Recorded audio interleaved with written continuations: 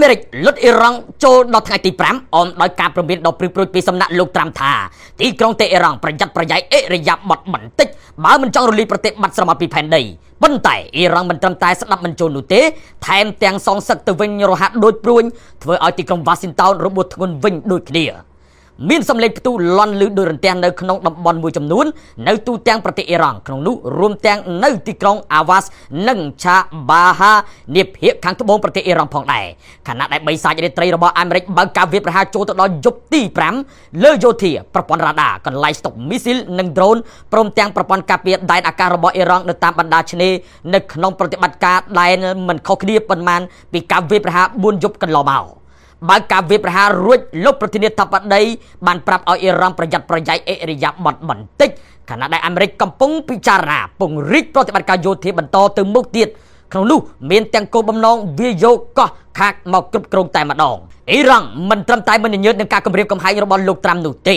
នៅវេលាទៀបភ្លឺឈានចូលព្រឹកថ្ងៃប្រហ័ននេះខ្លាកំណាចបានបាញ់បង្ហោះដ្រូននិងមីស៊ីលទៅស្រោចលើមូលដ្ឋានយោធាអាមេរិកនៅគុយវ៉ែតបារ៉ែននិងសូដានីវិញយ៉ាងតន់ចិត្តវិញដូចគ្នាលើសពីនោះទៅទៀតលោកអ៊ីស្ម៉ាអែលបាហាហ្គីអ្នកនាំពាក្យក្រសួងការបរទេសអ៊ីរ៉ង់ក៏បានឆ្លើយតបទៅនឹងអាមេរិកវិញផងដែរថាអ៊ីរ៉ង់គ្មានផែនការចរចាឡើងវិញជាមួយនឹងអាមេរិកនោះឡើយក្រោយលោកត្រាំទុកពេលឲ្យត្រឹមសប្តាហ៍ក្រោយឲ្យវិលមករុកតុកចរចាឡើងវិញបើមិនដូច្នេះទេស្ពាននិងរោងចក្រអគ្គិសនីនានារបស់អ៊ីរ៉ង់នឹងរលាយខ្លាយជាផេះនោះទោះជាយ៉ាងណាលោកអ៊ីស្ម៉ាអែលបាហាហ្គីបានព្រមានបកទៅវិញថាអ៊ីរ៉ង់នឹងឆ្លើយតបឲ្យសមចិត្តវិញផងដែរបើអាមេរិកនៅតែបន្តវាយប្រហារអ៊ីរ៉ង់នោះបើអ៊ីរ៉ង់នៅតែខ្លាំងអញ្ចឹងទុកឲ្យអាមេរិកជួយបញ្ចប់ឲ្យចប់ដើមតែម្ដងទៅអញ្ចឹងនោះនេះគឺជាសម្ដីគម្រាមបន្ថែមរបស់លោកត្រាំដែលបានបដិញ្ញាកាច់បំបាក់ចង្គមរបស់អ៊ីរ៉ង់ឲ្យតតែបាក់នោះ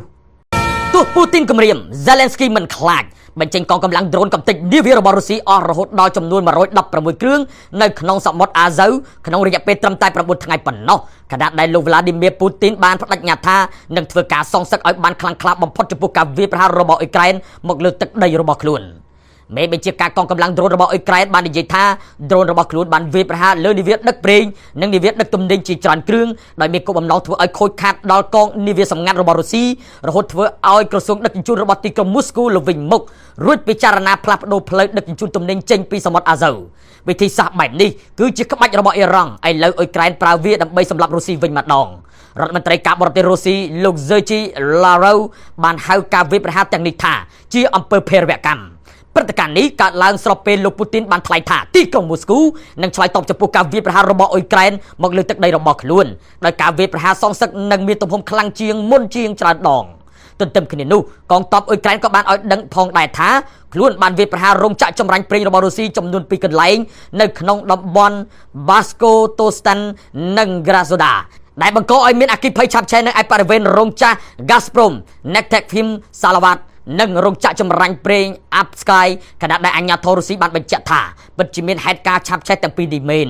ចំណែកឯទីក្រុង Sevastopol ក្នុងតំបន់ Crimea ដែលស្ថិតក្រោមការគ្រប់គ្រងរបស់រុស្ស៊ីបានអនុវត្តវិធានការផ្ដាច់ចរន្តអគ្គិសនីជាដំណាក់កាលបន្ទាប់ពីមានការវាយប្រហារពីសំណាក់អ៊ុយក្រែនស្របពេលខ្វះខាតប្រេងឥន្ធនៈដែលបណ្ដាលមកពីការវាយប្រហារលើរោងចក្រចម្រាញ់ប្រេងនិងប្រព័ន្ធដឹកជញ្ជូននោះបាននាំឲ្យមានការដាក់កម្រិតលើការប្រើប្រាស់ប្រេងសាំងនៅទូទាំងតំបន់ Crimea តែម្ដង